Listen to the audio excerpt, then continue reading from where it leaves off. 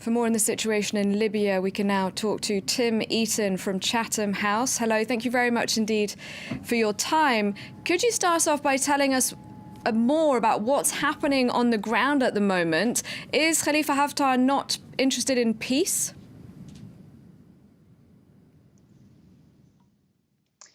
Well, I think it's fair to say that there's some ambiguity about what's happening at the moment, what the actual goal of Haftar's current offensive are. Is it a work of brinkmanship to place pressure upon his opponents and force his version of a deal upon them? Or is this really a military attempt to control the capital?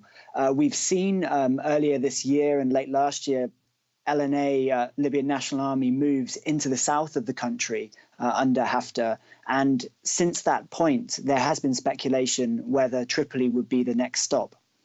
So they've never been this close to Tripoli before? So the question then is,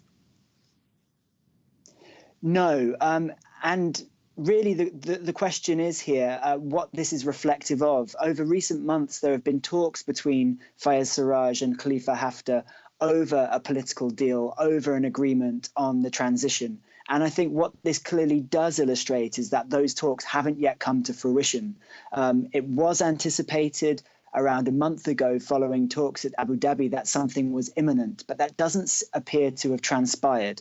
And really, at the heart of this is a question over what Field Marshal Haftar will accept. Will Field Marshal Haftar only accept a political deal that is so heavily skewed in his favor that it will be a capitulation by others in the West, or is he willing to compromise? At the moment, it seems like he's sticking to his red lines and pushing his version of the deal and trying to reduce the possible opposition to that being implemented. I'd like to ask you a little bit more about the political situation, but just getting back to what's happening on the ground, would the LNA have what it takes to even seize the capital?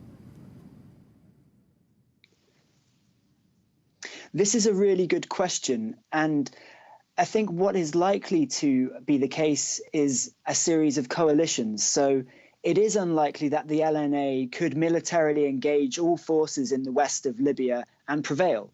There are some strong forces in Misrata, in Zintan, in the capital itself, with access to heavy weaponry.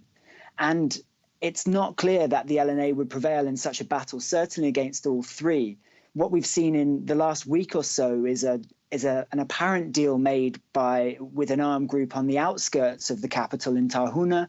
And what we've seen in the past from the LNA, particularly in the recent offensive in the south, is a willingness to do deals, to effectively carve out franchise roles for other armed groups to be involved in the LNA.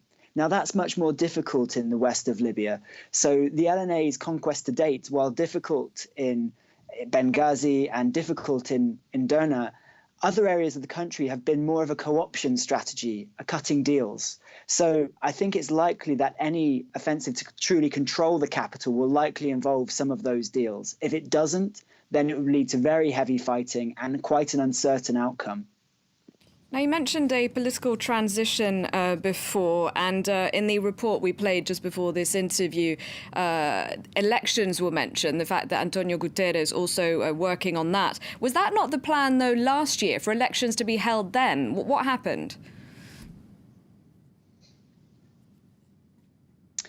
Well, what we've seen since the summer of 2017 is the UN Special Representative seek to put in place an action plan for Libya to get it through a transition and into a post-transition phase with a unified government.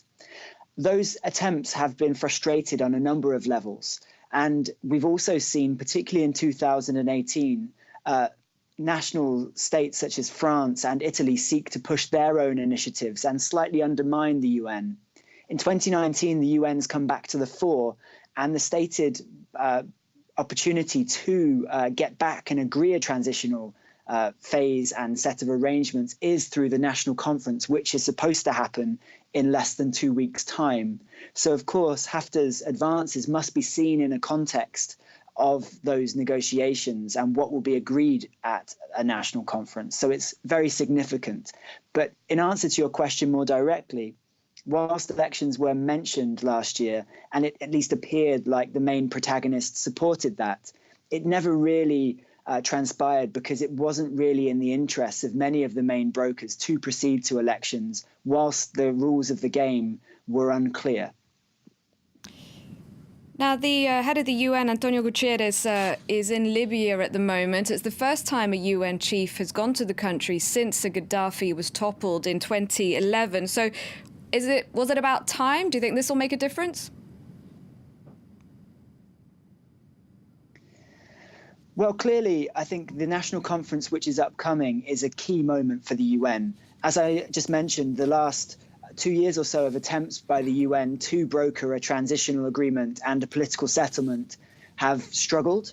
And I think it's fair to say that this national conference upcoming is seen as certainly the last major opportunity for the current special representative, Ghassan Salameh, to cut a deal.